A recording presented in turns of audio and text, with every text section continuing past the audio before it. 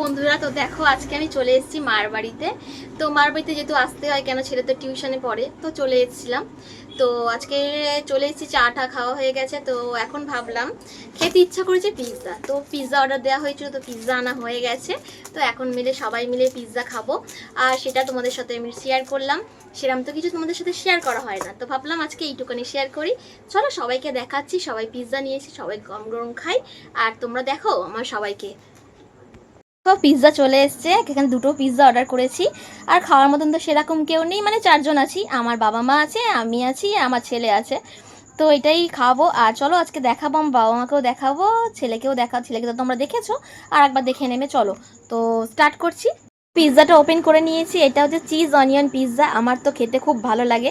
কার কার খেতে ভালো লাগে বলো তো চিজ অনিয়ন পিৎজা? আমার কিন্তু পিৎজা খুব পছন্দ, যেরকম মোমো পছন্দ সেরকম পিৎজা খুব পছন্দ।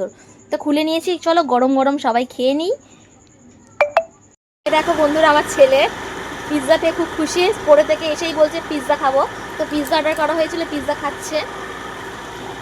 দেখো এখানে আমার বাবা এখানে পিৎজা খাচ্ছে, দেখেছো? এটা হলো আমার বাবা, মা পিৎজা খাচ্ছে, এখানে বাবা আছে, এখানে তোমার ছেলে। তো দেখো সবার লাস্টে আমি পিৎজা খাচ্ছি। তো এইটুখানি ছিল আজকে ব্লগটা, এইটুখানি তোমাদের সাথে শেয়ার করলাম। কার ভালো লাগে আর কার কার পিৎজা খেতে খুব ভালো লাগে কমেন্ট করো। আর যদি তোমাদের ভালো লেগে থাকে তো লাইক কমেন্ট করে পাশে থেকো। টাটা।